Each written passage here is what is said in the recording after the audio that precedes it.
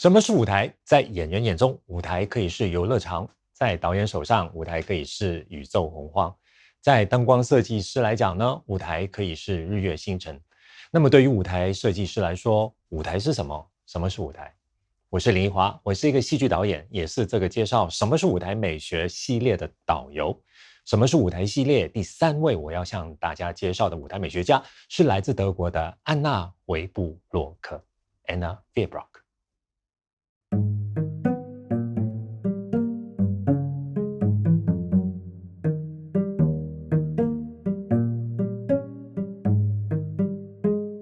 每个人在照镜子的时候都会看见自己，但被看见的那个自己是怎么样的自己，是由镜子决定呢，还是由照镜子的这个人决定呢？我们不叫看镜子，而叫做照镜子。那照镜子的照是什么意思？镜子里面出现的不就是一张熟悉的面孔吗？既然是熟悉的，我们重复看它的动机是什么？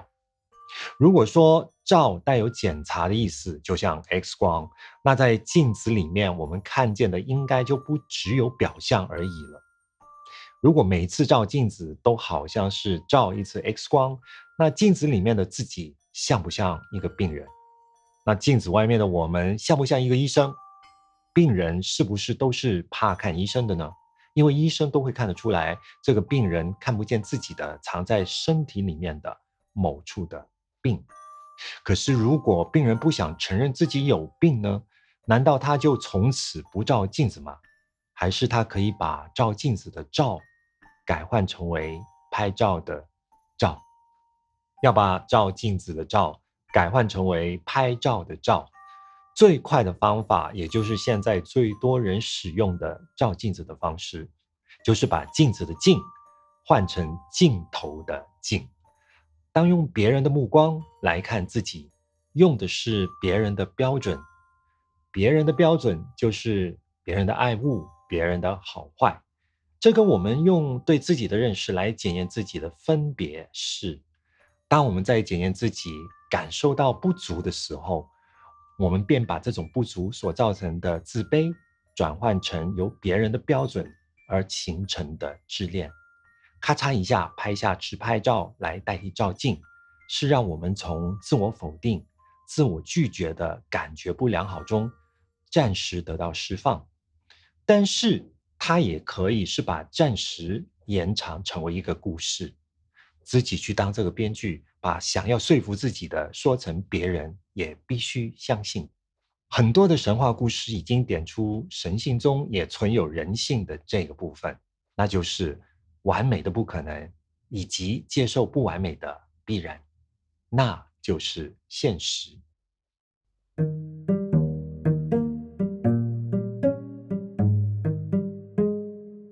在歌剧《Alcina》里面，并没有提过镜子，它有的是很多的魔法。故事的开始呢，是女扮男装的女主角要到一个妖岛上去把被美丽的妖女 Alcina 绑架了的未婚夫救回来。她扮成男装，是为了以自己弟弟的身份方便行事。没有想到，到了岛上，这个由她来伪装的弟弟呢，却吸引了妖女 Alcina 的女部下的青睐。本来的三角关系，因为女主角的女扮男装，就变成了四角关系。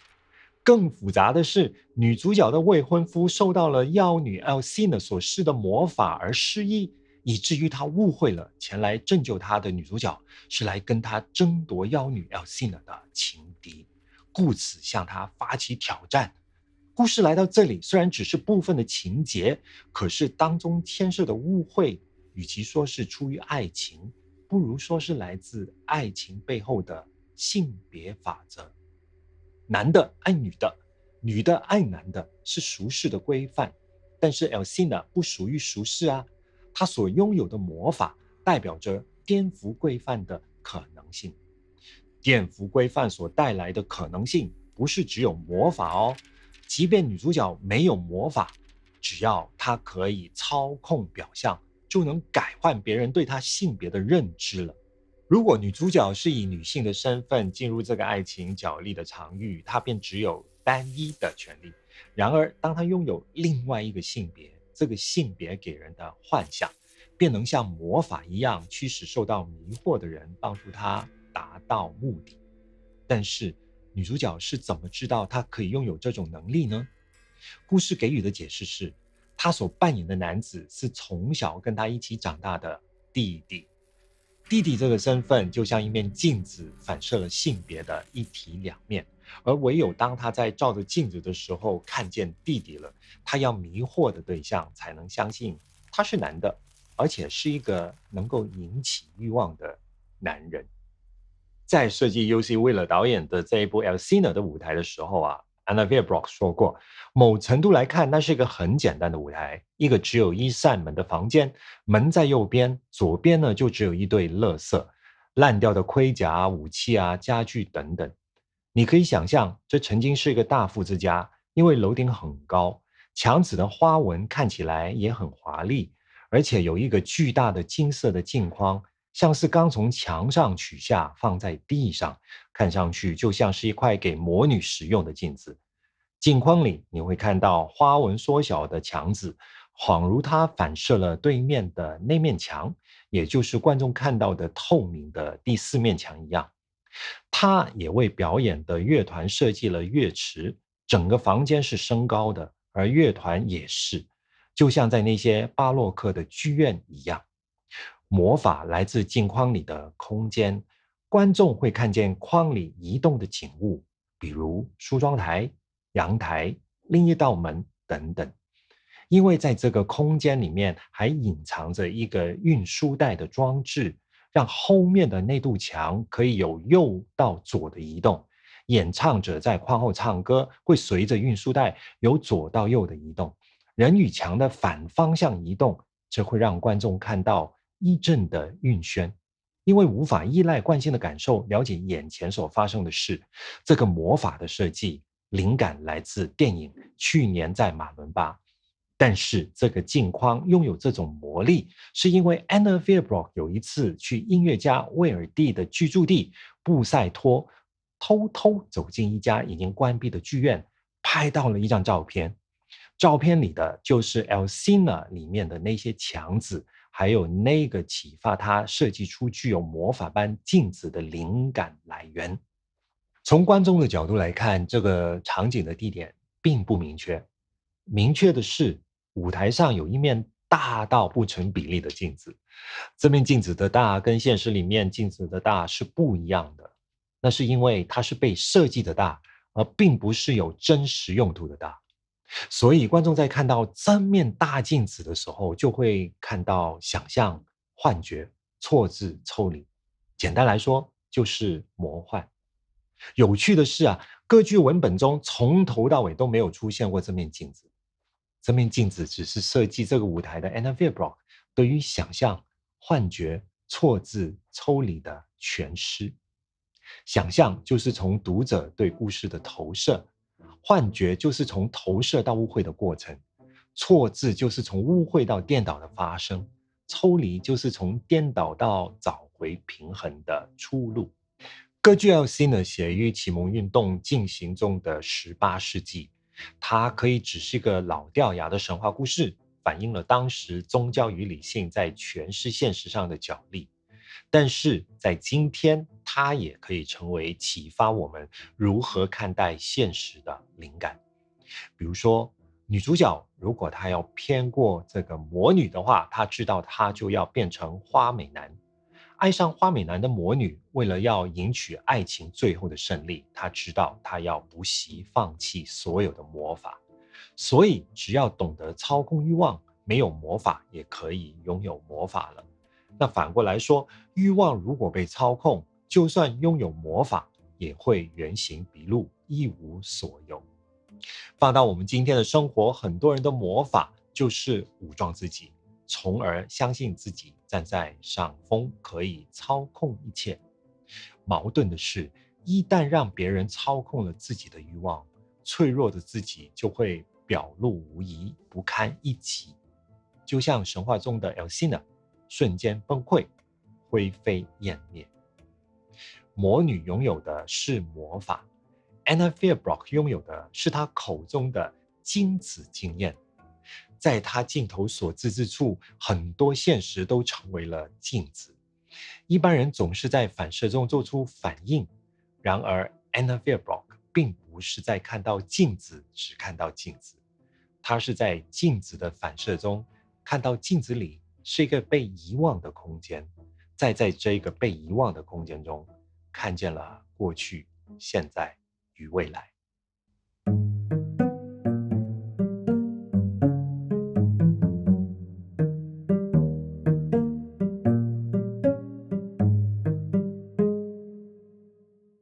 有没有一个空间，不管是房间、田野、海洋，是他人的目光没有办法触及的呢？用今天的角度，几乎可以肯定没有。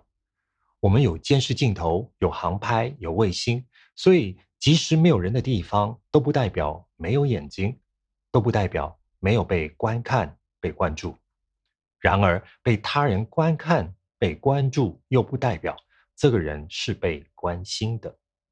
那这个被他人目光局限起来的人，他又可以怎么看自己呢？再也没有机会用自己的目光来看自己的人，怎么样才能在现实中找到自己的存在呢？会不会只有在梦里？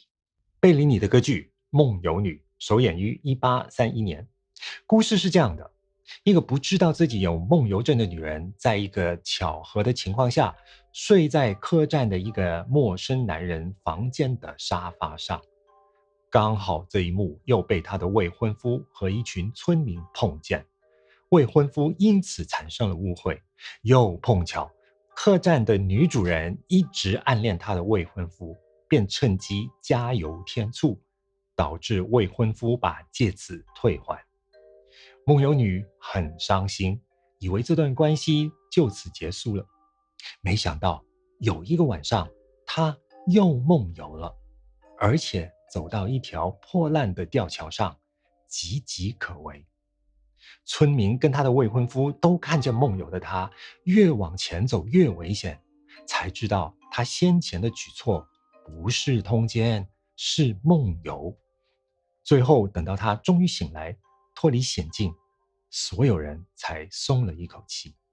歌剧当然没有解释这个女人梦游症的由来，然而由于这个故事的背景是一家客栈，梦游这么私人的事情也变成了人人都知道，唯有当事人不知道的流言蜚语。即便在那个时代，没有 Facebook， 没有 IG， 没有 Twitter， 没有 Line， 甚至连24小时的新闻频道也没有，可是展示话语权的需要从来不被时间所限制。哪里有人的欲望不被满足，哪里就会有那些补偿的内容被制造。今天的说法就叫做话题。在梦游女的时代，话题可以更纯粹地被尊崇为事实，而所谓的事实又成为道德判断的最佳证据。当这些证据有着明确的指涉性，比如失节，就可以是最佳的罪证了。为了要证明罪人有罪，便需要有多过一个以上的见证人。如果要那个人罪有应得，见证人便越多越好。只是见证人的证，如果只是建立在看见的见之上，当这个看见又只是反映人人都可见的那个表象，而表象的背后又有着人人都不想看见的恐惧，或者只是想要消弭恐惧的投射，那么这个看见便会成了不见，实证也会变成虚证。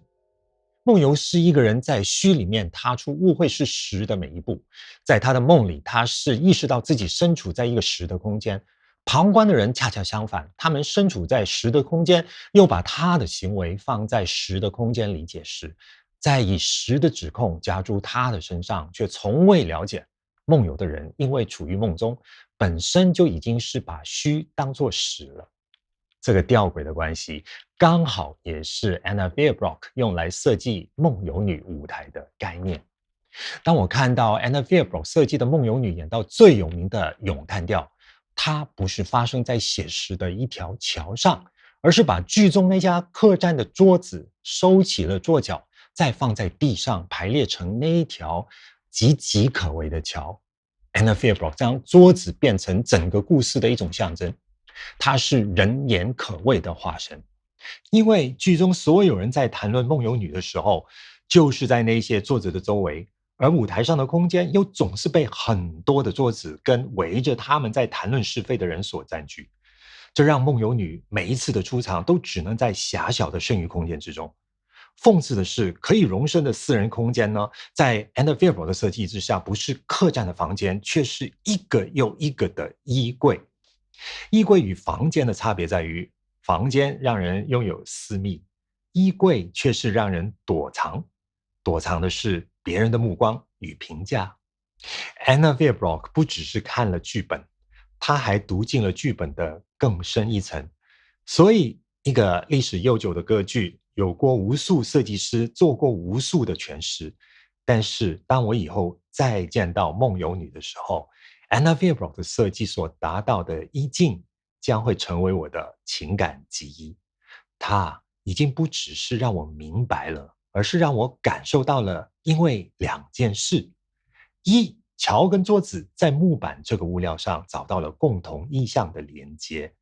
二，桥本身有的现实性被桌子转化之后，它便超过写实所带来的表象。通过这个转化，我们才能感受梦游女处在多重现实中感受得到的压迫。桌子是桥的时候，桥就不再是一处与另一处的媒介。当梦游女不是走在桥的上面，而是走在桌子的上面，她就不是要走向一个目的地，而是宛如走在悬崖上，没有去路。梦不会骗人，但是眼见的现实会哦。这就是为什么设计师要懂得梦才能创作，从而去穿过这些表象造成的障碍。这也牵涉到为什么对很多人来讲，现实就只是主观的去看外面的世界。可是真实是明白主观并不一定是自己的主观，而是外面的世界为我们打造的一种定见。这种定见就叫做成见。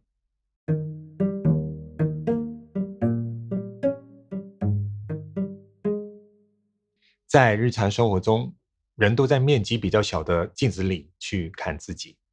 不管看到好的还是丑的，都能够很快找到方法去处理，凸显它或者是掩盖它。但是当镜子的大小会造成这些优点或者缺点被倍数的放大，想要控制它们的影响就会变得很困难。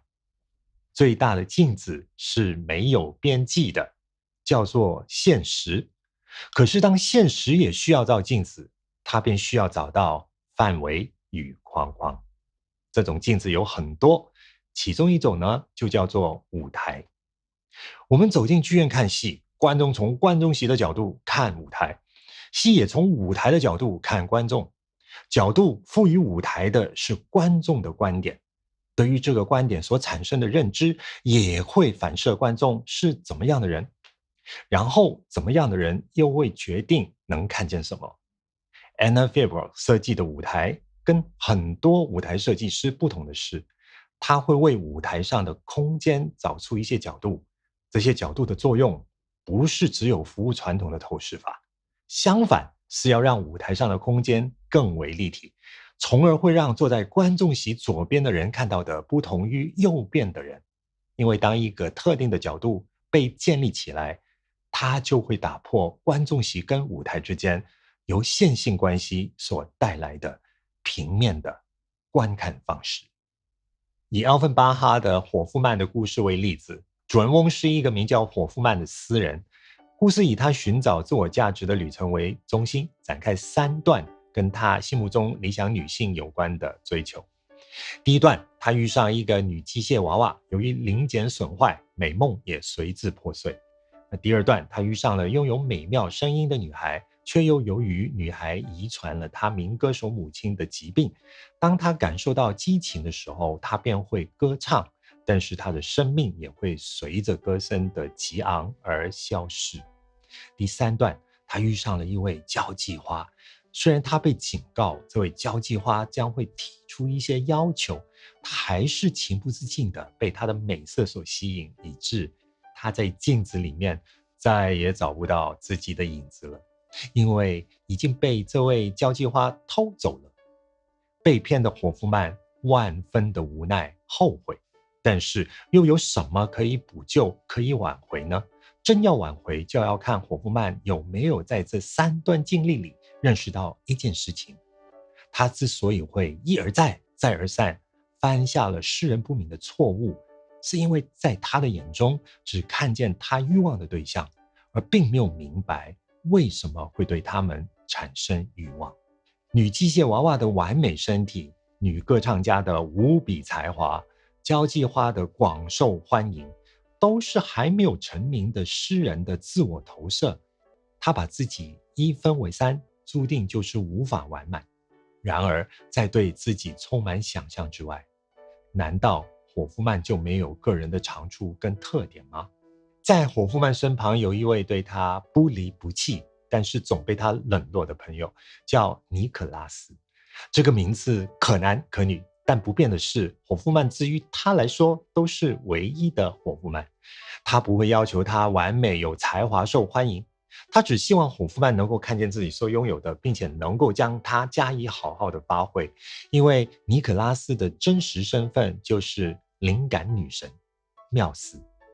缪斯的存在就是让一个人通过懂得自己找到灵感。也就是说，当自己照镜照见的不是我们想看到的局部，而是超越这些局部的全面，这本身就是镜子存在的目的。舞台作为镜子，因此也有局部与全面之分。伙夫曼的故事就像所有的歌剧被分成多幕多场，那一般的设计呢，就会按照场景的需要做出安排。Anna Fierro 却还是维持一景到底的风格，